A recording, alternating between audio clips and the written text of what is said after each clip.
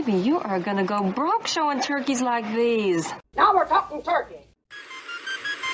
Gobble, gobble, motherfucker. It's turkey time. Gobble, gobble. Somewhere, hidden from sight, closer than you might think, is a place that's not on any map. Midian. Something's breathing there. It looks a lot like hell, but they call it home. There goes the neighborhood. They're not pretty. They're not neighborly. You'll come back now, you hear? They're not even human. But this time, they're the good guys. From the imagination of Clive Barker comes Nightbreed. You can't go down there. They have only one enemy. A beast called Man, sworn to destroy the Nightbreed. Sounds like we're going head to head with the devil himself. And only one chance. A man called Boone. Out of your deepest fears and your darkest fantasies, Clive Barker brings you a startling new breed of adventure. I won't let you down. Nightbreed. At last, the night has a hero. Outstanding. Welcome, everybody, to another episode of Let's Talk Turkeys. I'm your host, Movie Miss, and my co-host, Drive-In Dave, is off this week, but I'm not going to go this alone. I did bring on someone very special. I actually had the privilege, Dave and I both, of being on the Super Scary podcast a few months back, and we covered Final Destination. So if y'all haven't gone over and checked that out yet, first of all, how dare you? Because I posted all about it, and Josh was wonderful. The recording was wonderful. But second of all, please pop over and check it out. So I am bringing on, like I just said, Josh from Super Scary Podcast. How are you doing today, sir? Hello. I am so excited to be here. Thank you so much for inviting me. And I'm really excited to talk about this movie, actually. I'm just so excited. I love guesting on podcasts. Well, I'm happy you wanted to return the favor and come onto our show because this one was a movie. Okay, so y'all, we're covering Nightbreed from 1990, Clive Barker's fantasy sci-fi horror type of film. And I wasn't comfortable covering it just like by myself. I feel like I needed other people's input because this movie, if you know, Clive Barker is a queer man and he covers a lot of that kind of subject matter, even if it is, like in this case, an allegory. It's not in your face necessarily. But yeah, it's just something I didn't want to tackle alone because I'm not somebody who is super hyper aware of that kind of content in movies, and I'm not real educated on that sort of stuff. So and this movie has to have that discussed. You can't just talk about this movie like it's a horror movie. So right. This was your first time watch and exposure to this, I understand. So let me know a little bit how that went down for you. Yeah.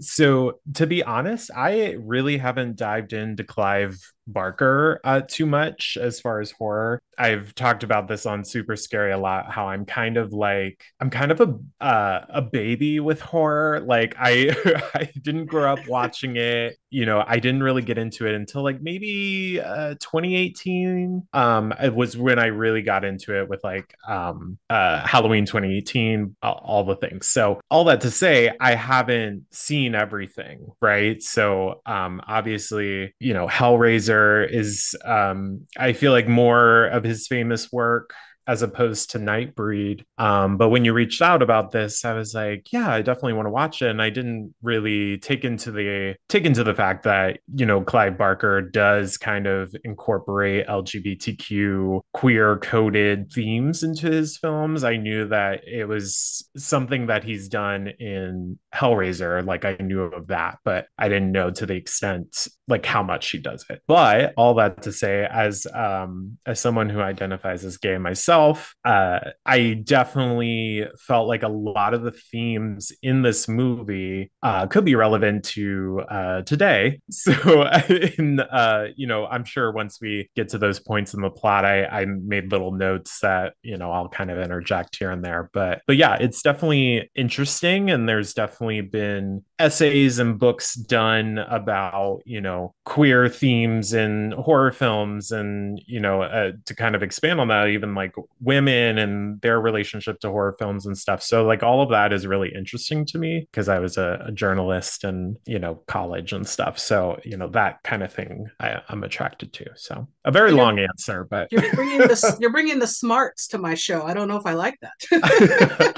I like to dumb it down around here.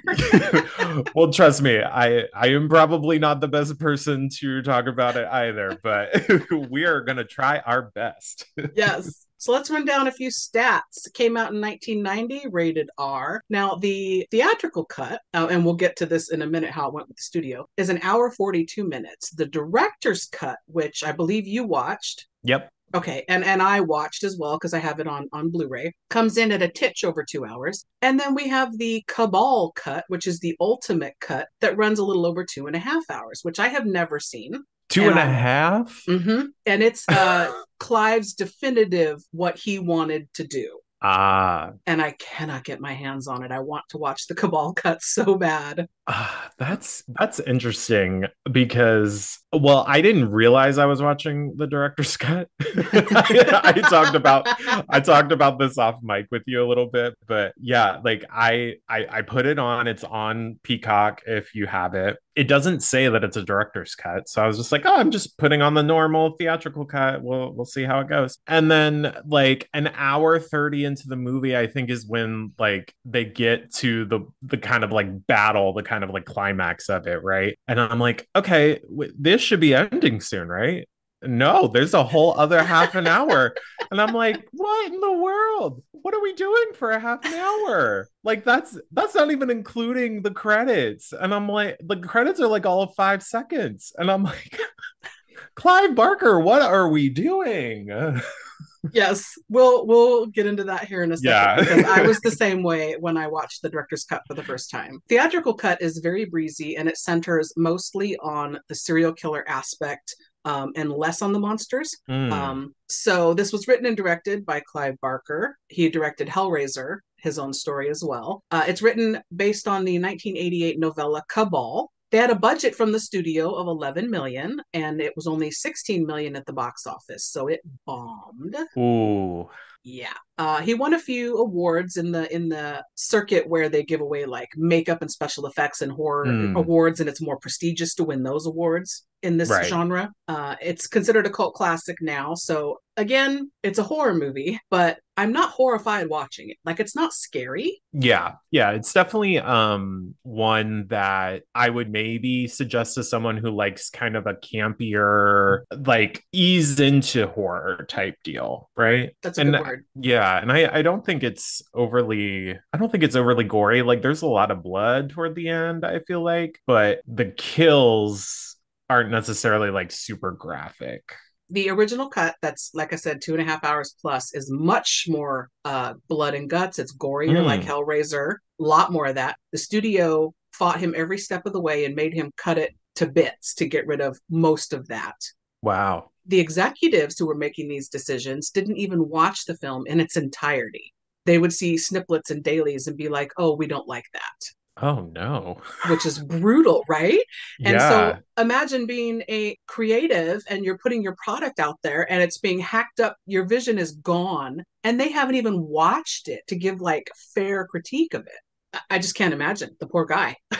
Yeah. But like this was after Hellraiser, right? So like I feel like at this point he would have had a reputation of, because I again, I haven't seen Hellraiser, but I am under the impression that it is a little on, a little more on the graphic side, a little more on the bloody side.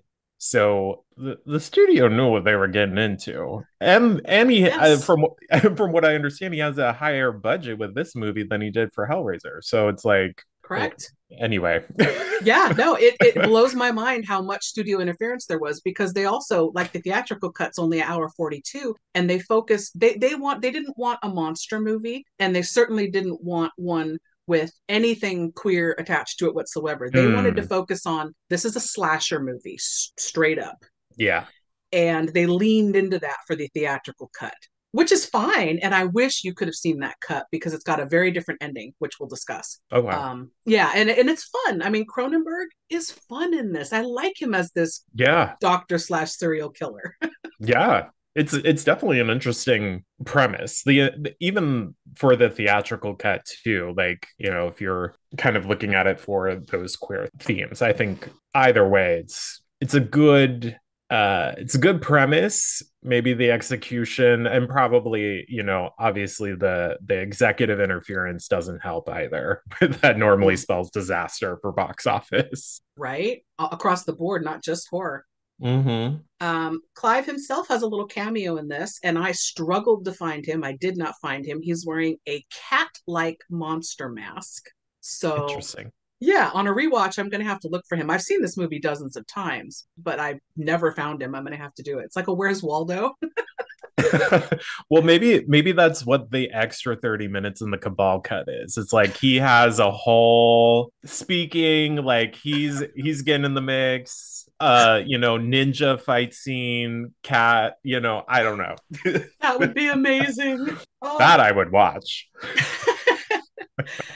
So the last little tidbit I had in trivia was Lylesburg, the kind of leader of the monsters, was played by Doug Bradley, who is Pinhead in Hellraiser.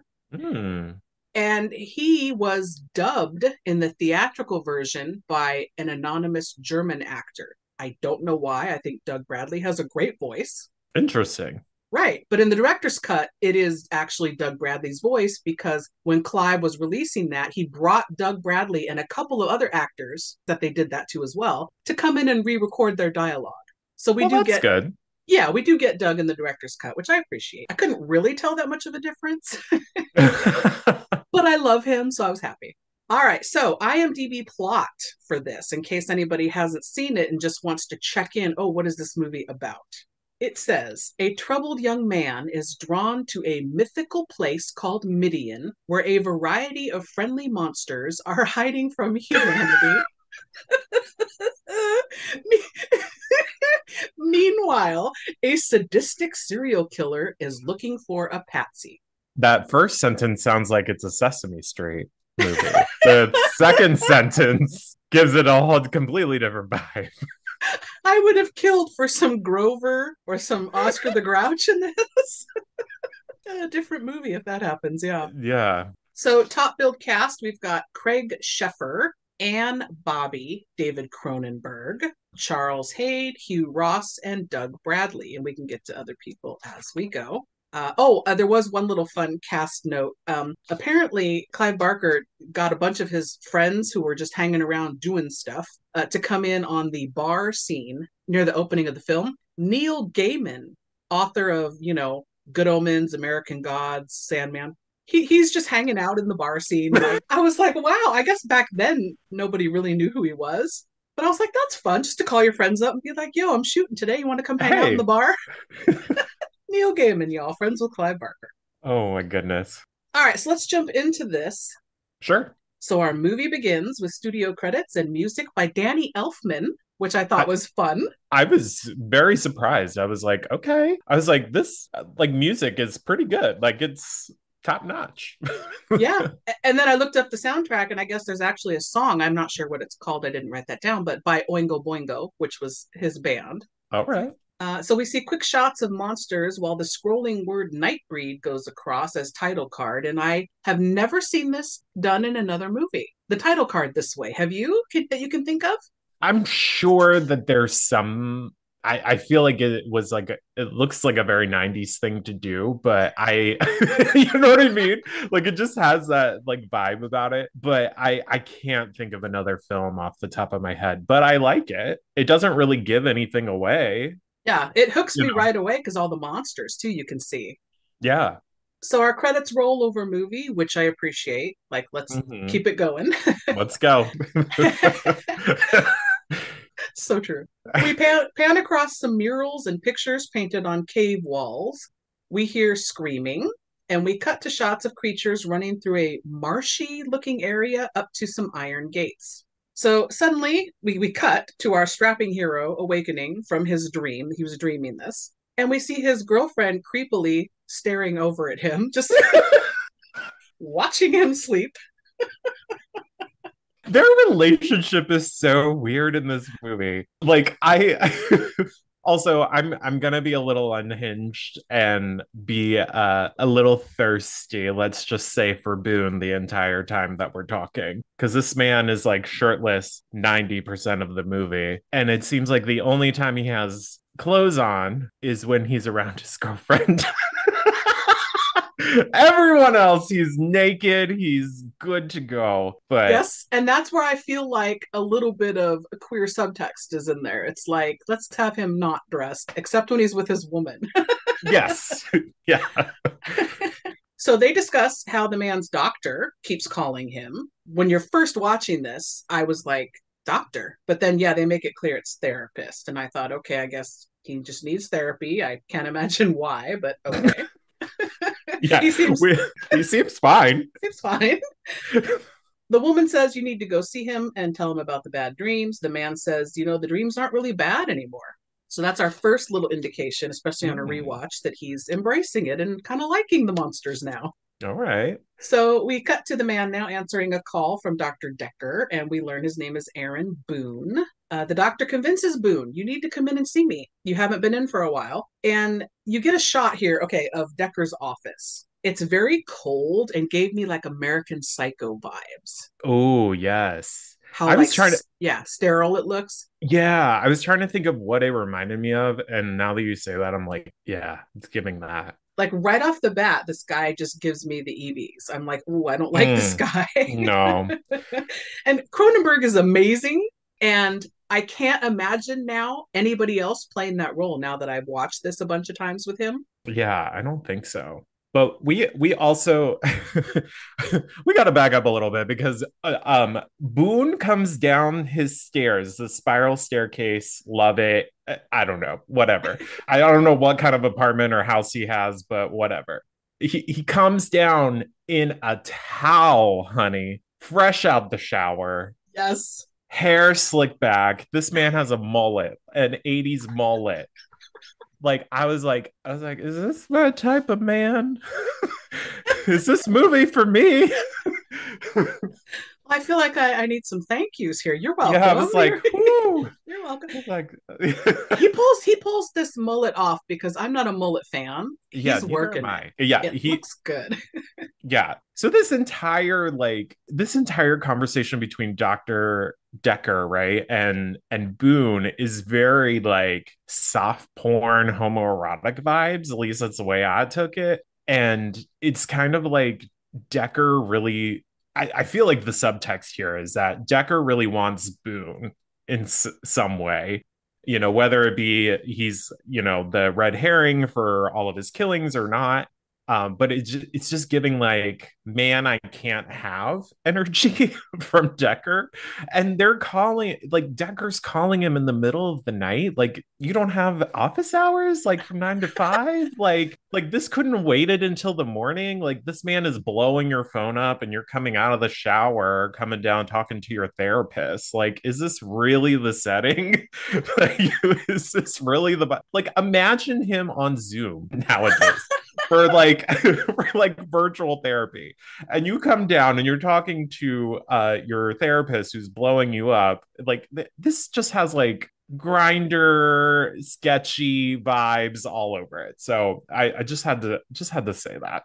No, 1,000% I would get that vibe watching this. And I also thought the way Cronenberg is delivering his lines, Decker is very methodical in the way he speaks. He's slow, he's tempered. It's a very like a calm and sultry tone almost every time he speaks. Have you noticed that? Yeah. That just adds to it. So then we cut to Boone in his signature look for the film, which is jeans, a t-shirt, and a black leather jacket when he's not naked. So he's actually at Decker's now, and the doc is grilling him for information on Midian and monsters. I had to wonder, is Boone, he doesn't seem like it, but is he kind of a dummy? Because he's not picking up that Decker is wildly obsessed with him and what's going on. Yeah, he's he's kind of a himbo, right? Like he's like just a little bit. And maybe I mean my type is a himbo with like, he has a nice chest, like big tits, but nothing up here. You know what I mean? Like it's Yes. little unhinged. I'll reel it back a little bit. Sorry, listeners, but no, but like he is kind of oblivious to a lot in this scene because I feel like Decker's trying to get information out of him, obviously of where Midian is, but wasn't he like describing in his dreams like how these like families were getting killed? And I think that's what Decker was doing in that one scene that we see later with he like invades the house and like kills that family or whatever. I think it's implying that Boone was having dreams about these certain people and then he would go in and kill them after Decker would. I don't know. But So yeah. the movie leaves that kind of ambiguous to where is Decker subliminally filling his head with the murders he's committing to make Boone Right. thinks he's doing them, or is Boone like he dreams about the monsters? Is he able to see these killings? Also, is he kind of psychic in a way? We don't know.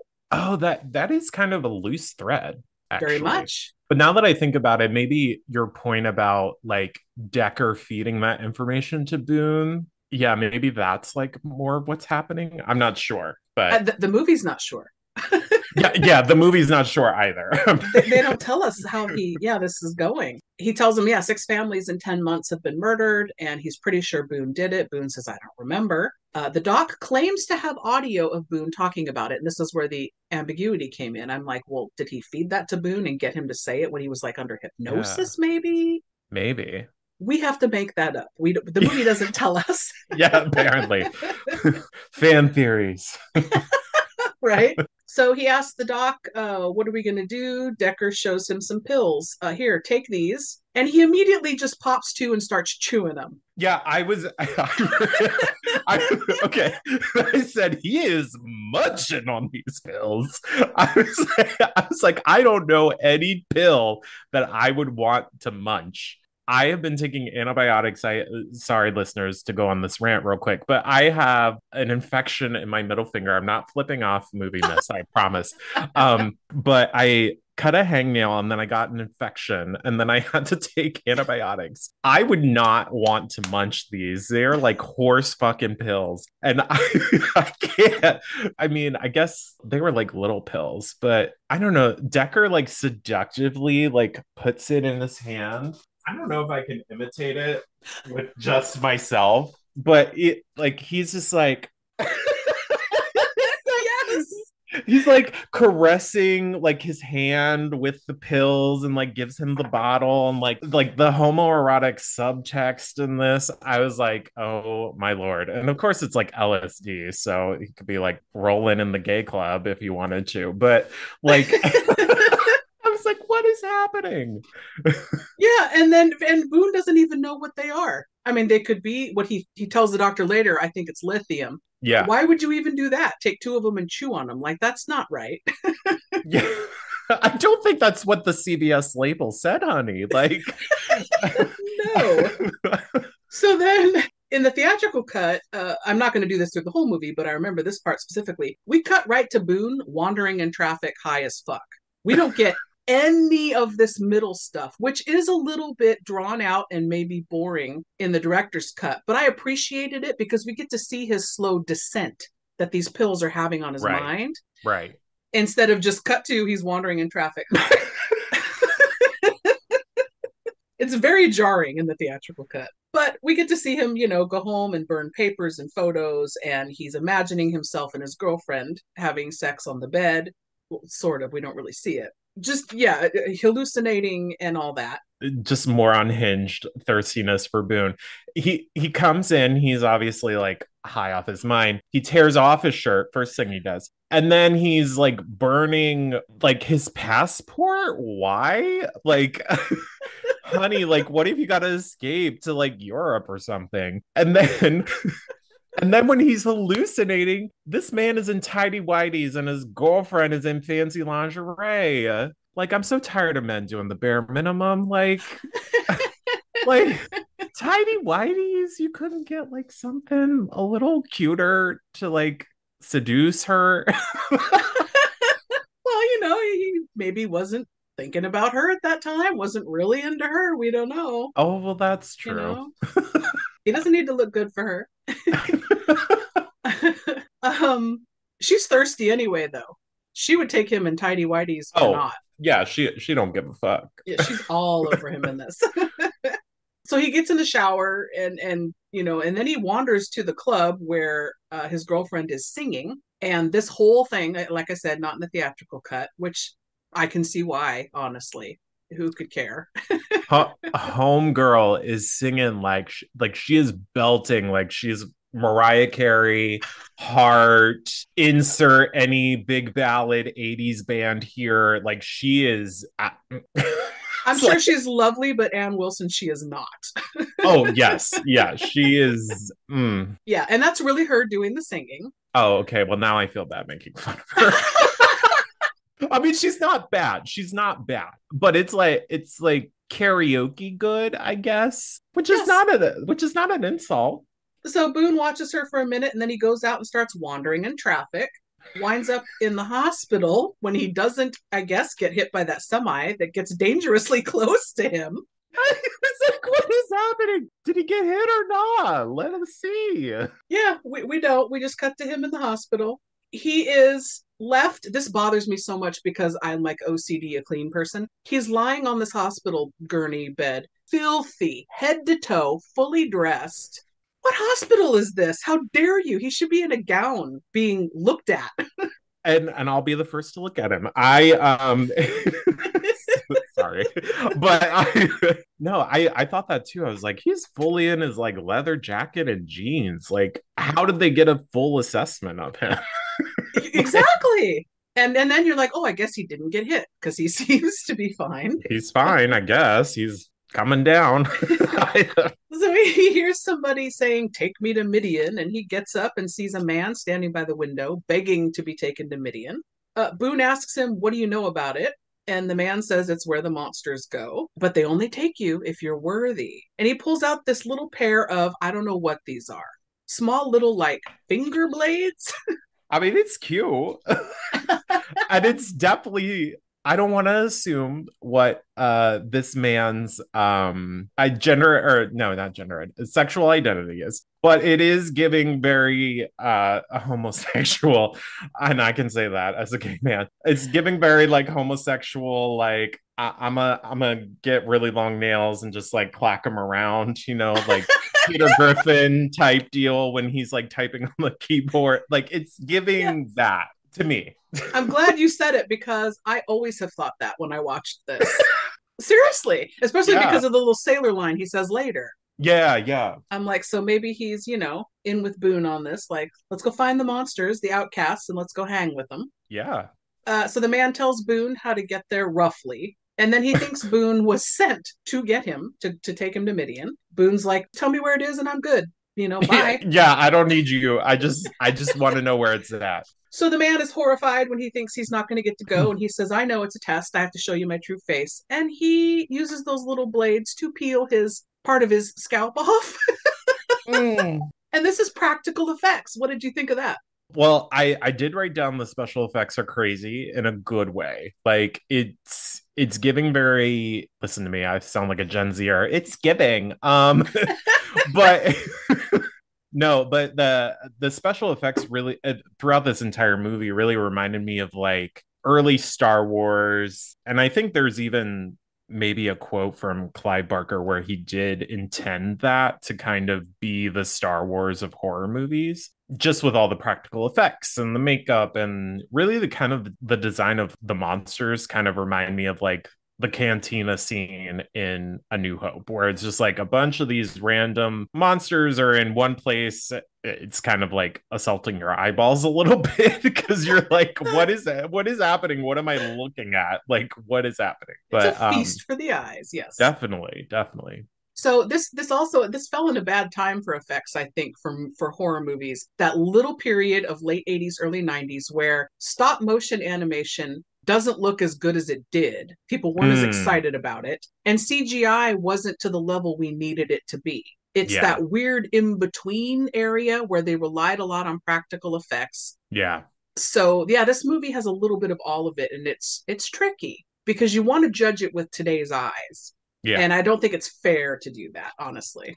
Yeah. There were some points where I don't know if you're as familiar with the different versions of the original trilogy of Star Wars, but like how George Lucas kept re-releasing them with like weird CGI cut into Yes. into like the practical effects, and then he like replaced Yoda with the CGI Yoda versus the puppet Yoda, and it's all the things. It was giving some of that at certain points too, and I was like, Fair. George Lucas would like this, I think. I don't know if I care about something. To me, George Lucas, side note, is like a one trick pony, and he just milks the one thing for all eternity. Yeah, that's true. I don't really care what he thinks about stuff, honestly. But I love Star Wars, the first trilogy, because that's what I grew up on. Yeah. So Decker and the police show up, and Decker weasels his way in. Boone is gone. He sees Decker in the hall, and he panics and runs off. And the police are like, okay, the dude in there is dying. And Decker's like, let me talk to him. I got this. Not good at all. Mm-mm. No, we don't get to see what happens in there. And I'm curious if in the Cabal cut we do, because in the director's cut, we don't even get to see. Yeah. So then Boone takes off. He arrives to Midian during the daylight still. So I'm like, oh, I guess it wasn't that far. He made it there in less than a day. How has nobody stumbled across this place already? Yeah. They're acting like it's some fabled faraway place in like like you can't cross this area of the mountains to get like the bridge is gone, like something like that. I don't Arguably know. a better movie. Yeah, like give us a little adventure, like Lord of the Rings. They gotta cross 17 different continents to get to it. Like I just don't. They talk about Midian like it's some mythical place, which I guess it is in some respect, but anybody could have just found it. Yes. It's not. It's a cemetery. Yeah, it's so he realizes, this is the place from his dreams. And then again, like I said, it must have taken him all day to get there, but just one day because the sun starts setting. He's wandering around. He's tired. He passes out. Night falls, and he is awakened by an adorable little dog licking his face. Oh. I love this dog so much, but apparently on set, he was a bitch to train, and they didn't have time to get another dog. So they would take treats and like stand just out of shot with like waving treats trying to get the dog to hit his mark. Oh, that's honestly iconic. He's so precious. Oh my God. So the dog's owner we see, who looks like quote unquote normal, doesn't look like a monster per se, picks up the dog and runs off. And then really quickly, let's talk about this. The monsters and the fact that they are sequestered to Midian underground, away from society, I think is the big obvious allegory for just not just queer, but being an outcast in general of society. Definitely. Did that read to you, or did you need the research to tell you that? I could definitely tell that right away. After a little more digging and research into the themes kind of behind this, I interpreted Midian as kind of a safe place for the outcasts. So if you apply it to, something in the real world, that could be, like a gay bar or a gay club for, the LGBTQ community. And then, those kind of that oppose the outcasts that come in and try to destroy it later.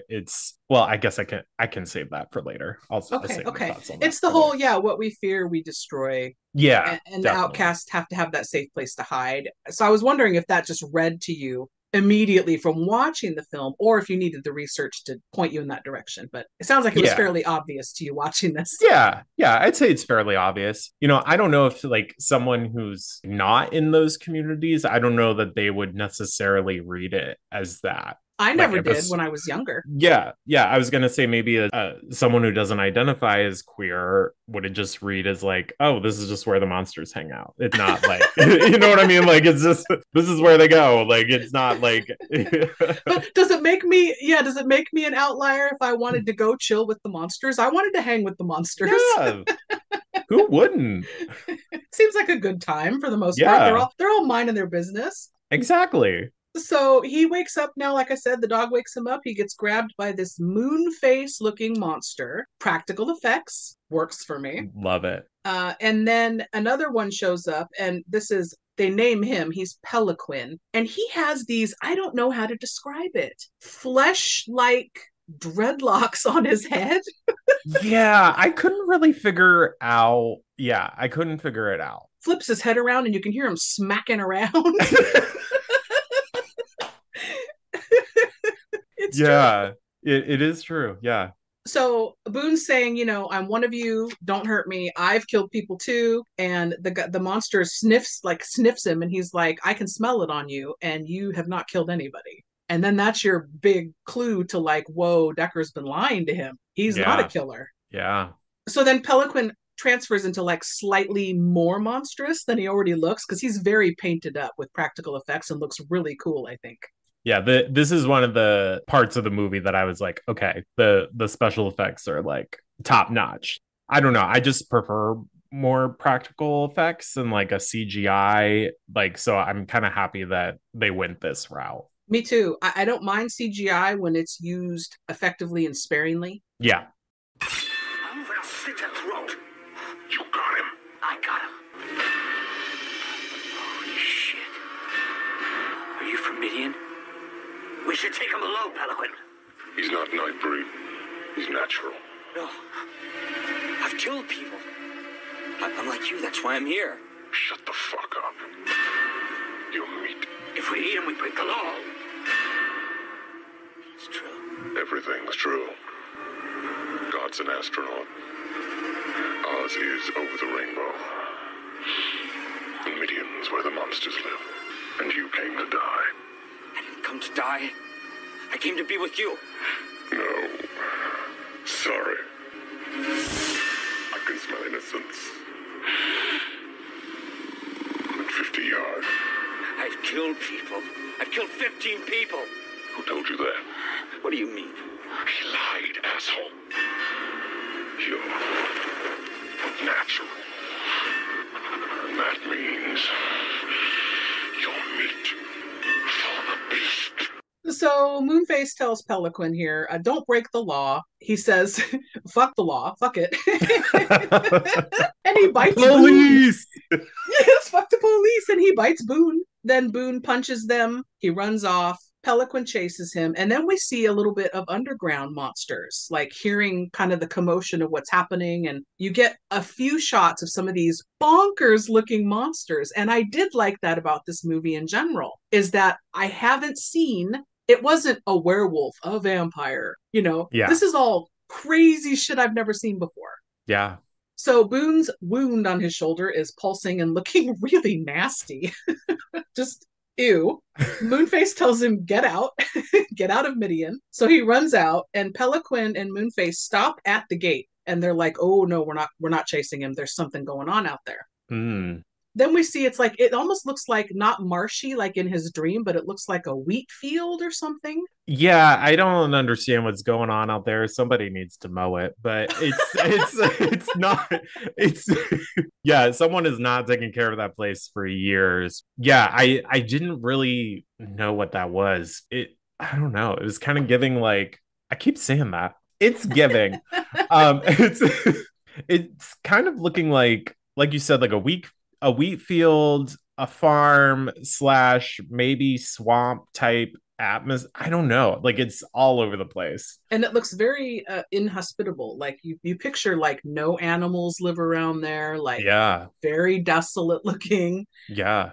So Boone wanders out there. He gets confronted by the police and Decker, who says, I got this. And he walks up to Boone and just fucks him over. He just yells, he's got a gun, and ducks out of the way, and they blow Boone all to hell. They riddle him full of bullets. Yeah. And I don't know where like we were in society at this point as far as like the whole, police just shooting before they check.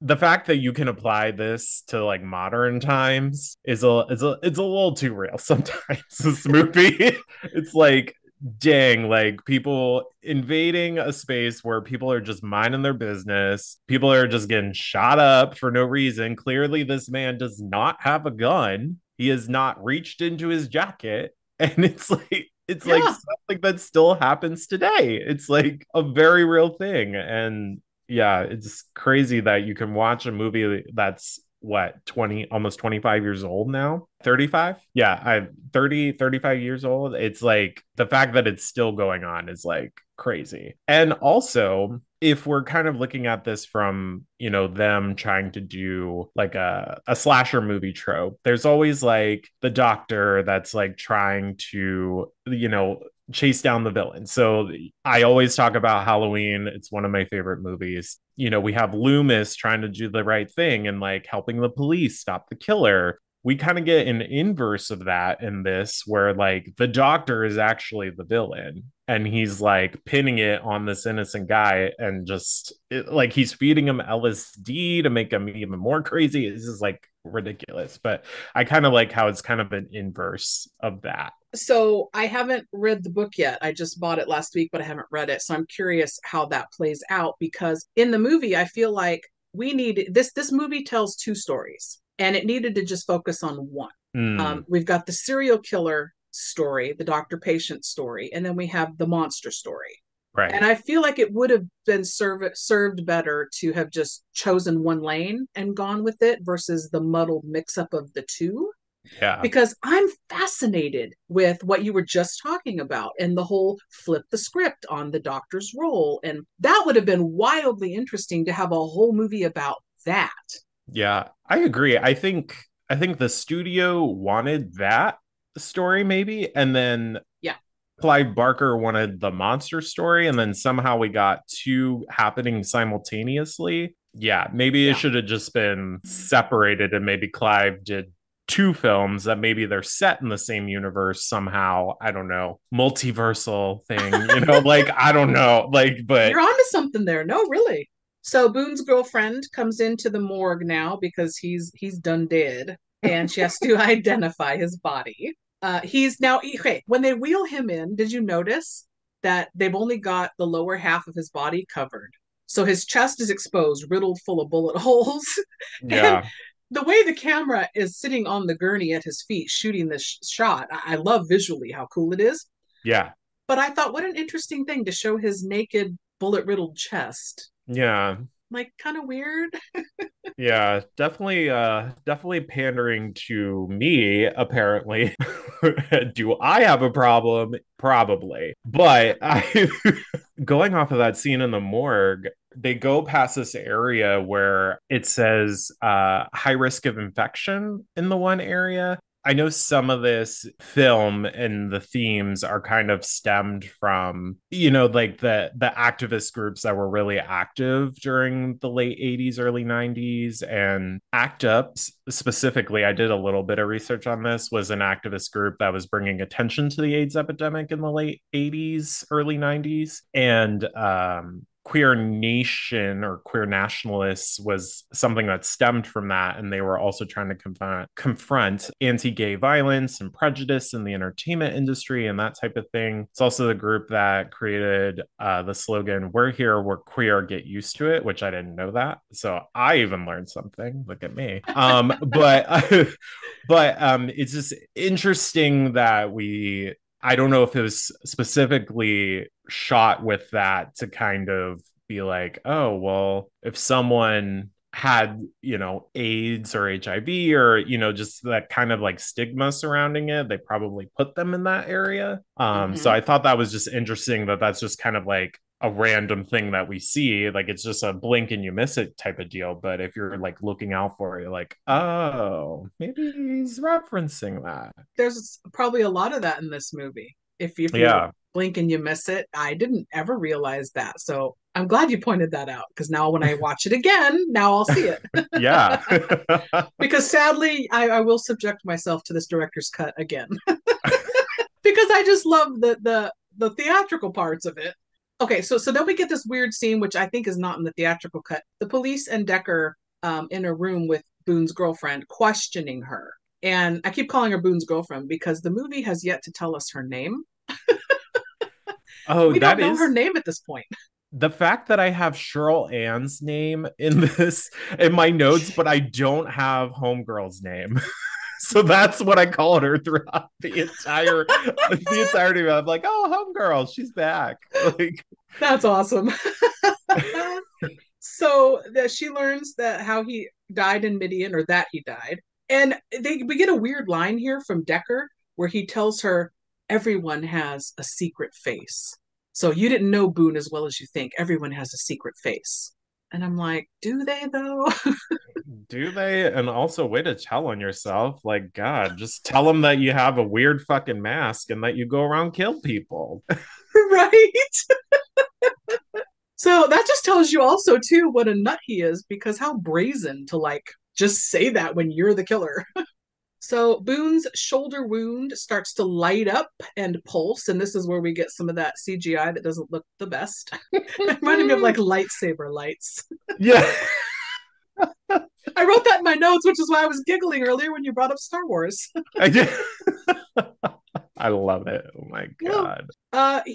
We don't see it, but his body, he gets up and he jumps out the window and runs away.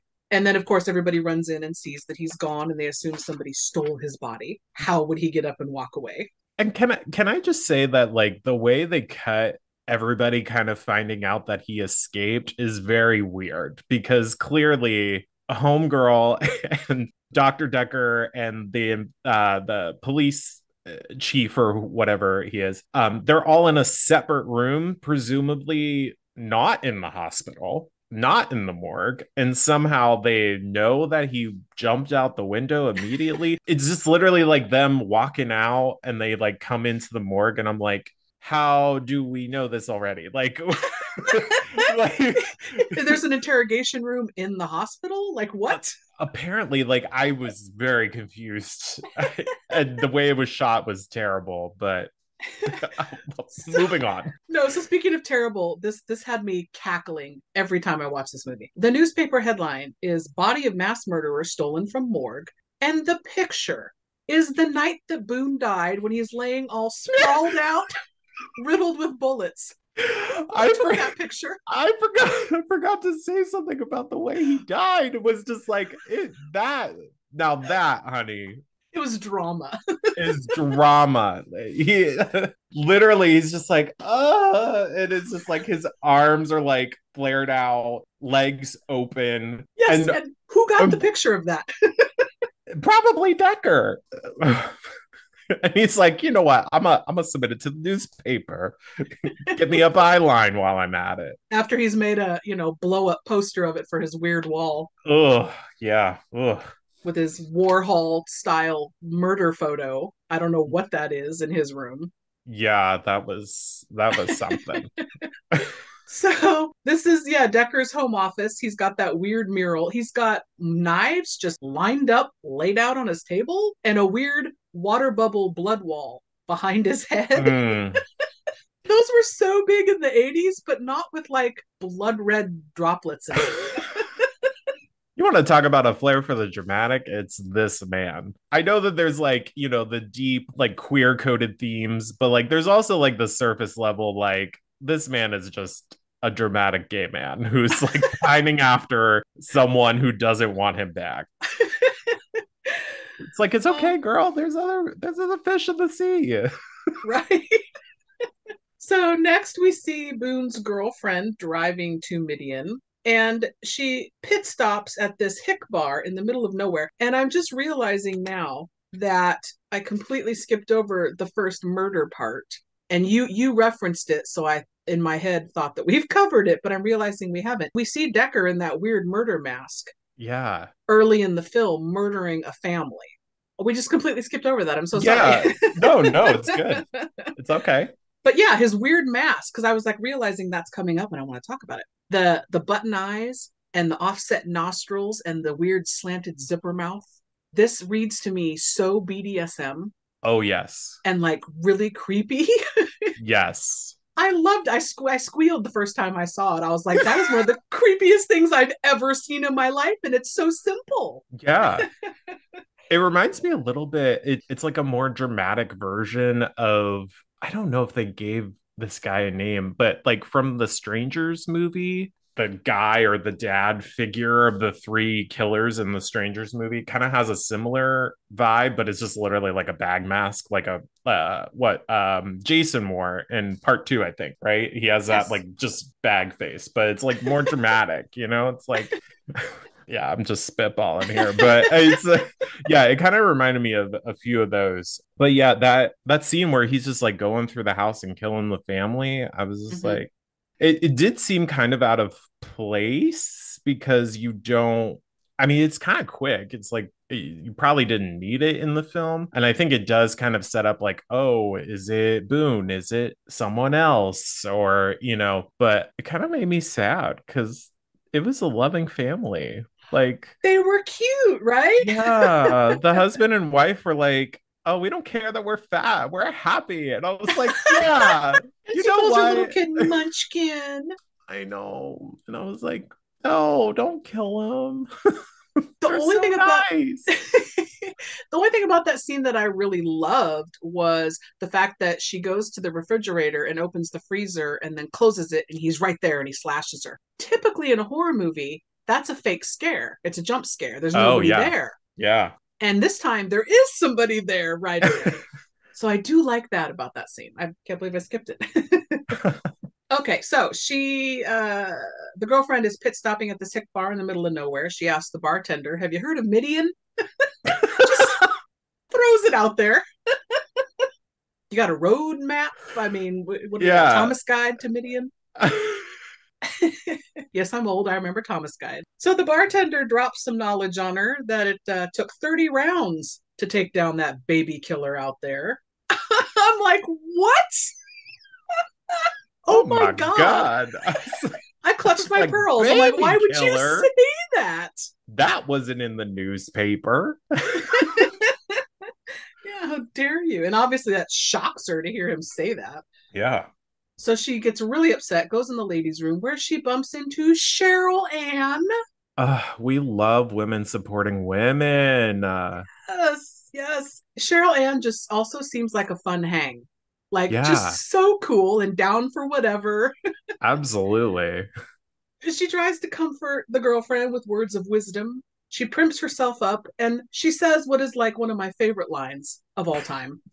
She says, "Why I bother to look so good when there's no one here to admire the end product is beyond me." Girl, yes. Yes, we love her.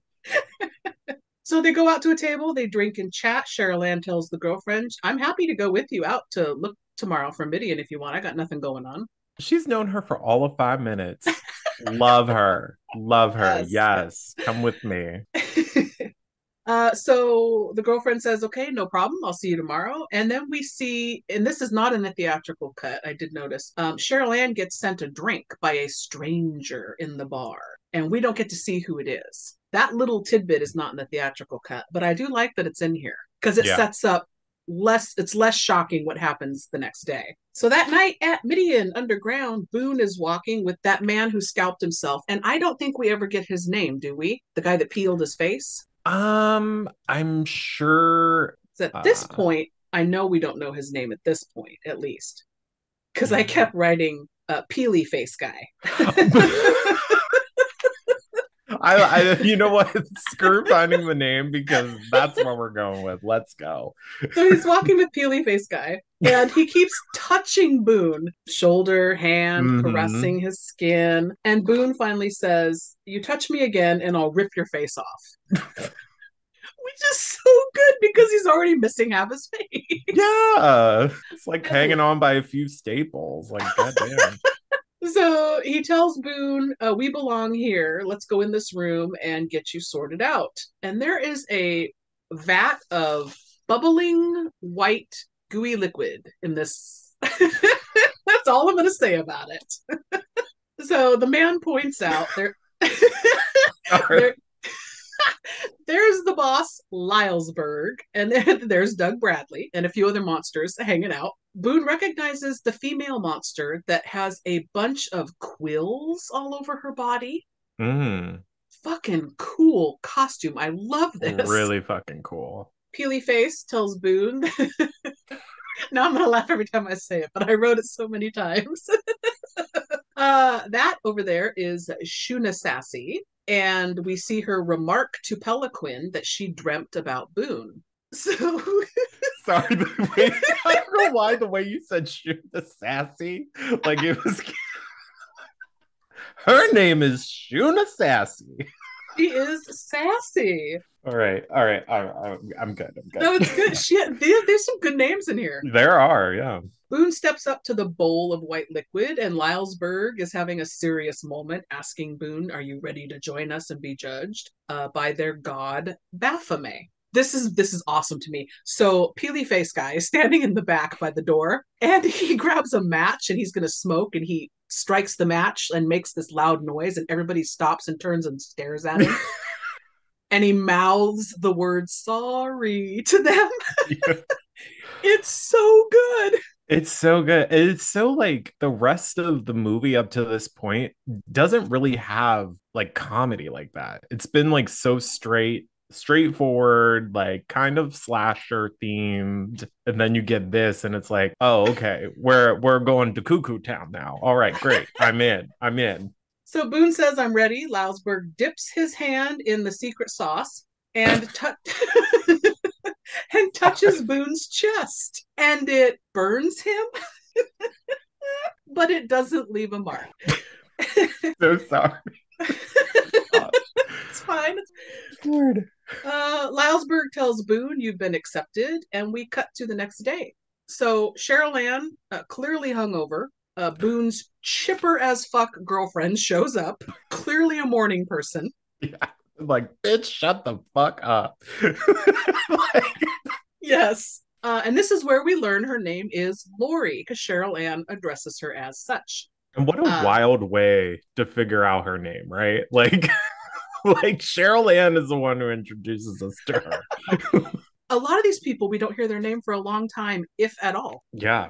Cheryl Ann points out she met a man named Curtis last night, and she's meeting up with him later. And we're like, oh, okay, that's the dude that sent her a drink. Mm-hmm. They head off in Lori's car, which, again, fine. You feel the trusting vibe, you're good to go. But who really meets somebody for 5 minutes in a bar and then just gets in a car to drive off to the middle of nowhere the next day? Like, what is that?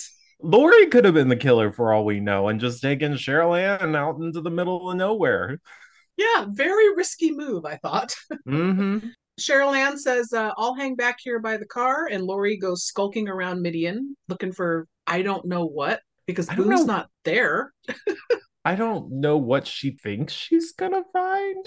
She doesn't know at this point that Boone is there, right? Right. So I think she's just looking to see what, I guess. It's like... I was like, she's looking for clues to what exactly? Yeah, or maybe it's just like I think she does say something about getting closure, but like how are you getting closure? By going there.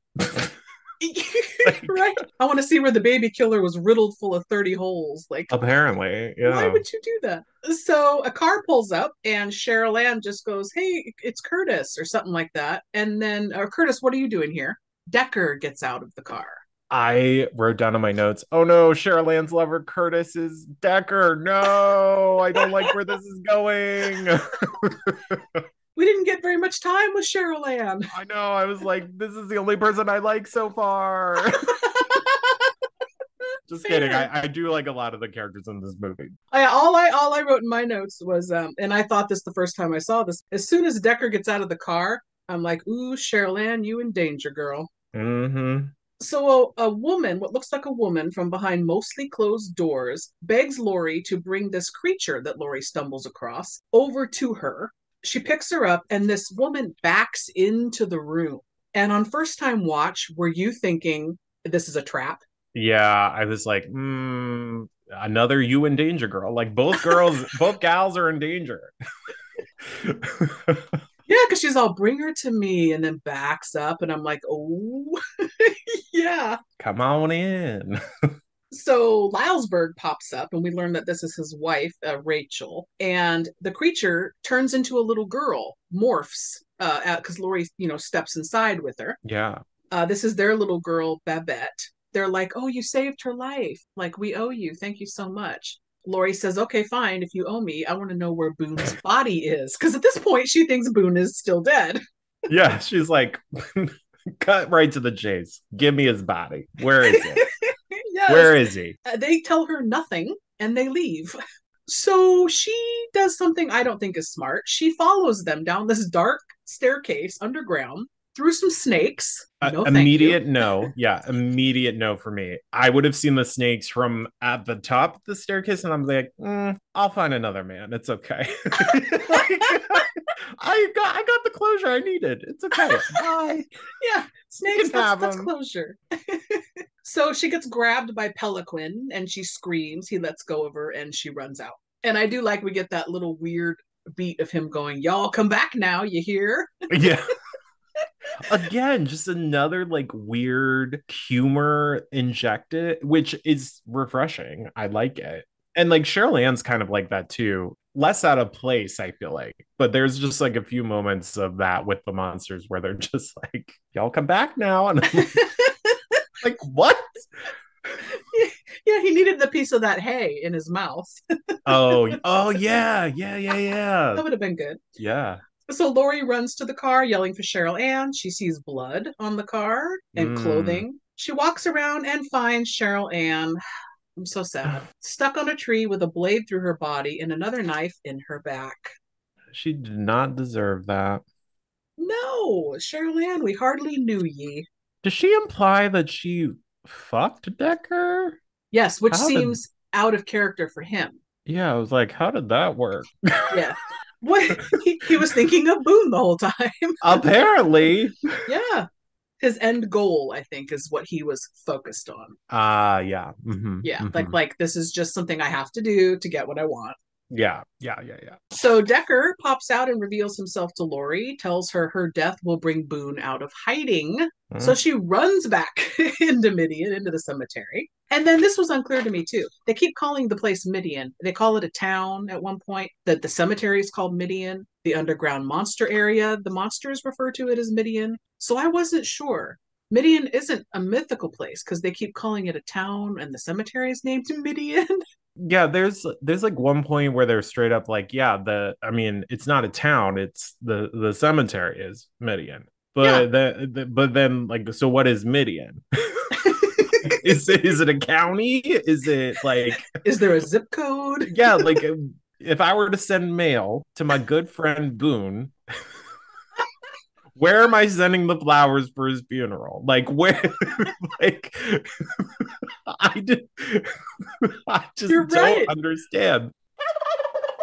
All right, listeners, that is going to wrap up part 1 of our discussion on Nightbreed. If you're interested in checking out Nightbreed before the next episode drops, it is currently pay streaming on Amazon Prime, Hulu, Peacock, and Sling TV. Be sure and come back next week when we drop part 2 and wrap up this discussion. Trust me, if you've listened to this part, you do not want to miss the wrap up with Josh. Please come back for that. Oh my gosh. Thank you so much for listening. And until next time, goodbye. Hey listeners, this is where to find Josh and his Super Scary Podcast. Thank you so much for having me on this week. You can find me at Super Scary Podcast on Facebook and Instagram. You can also listen to the podcast every Monday on your favorite podcast streamer. And you can email me at superscarypodcast@gmail.com. If you like what we do over here, you can sign up for our Patreon at Super Scary. And we hope to see you over there. What is it? Men or money? Whenever I cry, it's usually men or money. Men. What'd he do? Leave? Not exactly. He didn't come back, did he? That's even worse. If some loser gets a crush on you, you could throw him in the river tied to a piano. He'd come back faster than a dog with a bone. Oh, why I bother to look so good when there's no one here to admire the end product is beyond me. Know what I mean? Yeah, I can't argue with that. Hey listeners, Movie Miss here, saying we know you have a lot of options when it comes to podcasts, so we want to thank you so much for listening to ours. Please make sure to find us on our socials and join us, be part of our bad movie conversations. We want to chat with you. We're on Facebook with an official page, as well as a Let's Talk Turkeys discussion group where you can talk with other like minded individuals who like bad movies. We're on Instagram at Let's Talk Turkeys. Our Twitter handle is at Gobble Podcast. That's GOBBLEPODCAST. And of course, you can always email us direct. We would love to get suggestions from you of movies you would like us to cover. If you want to be a guest on the show, we would love that. So directly, that's Let's Talk Turkeys, all one word, at yahoo.com. You're still here? It's over. Go home. Go.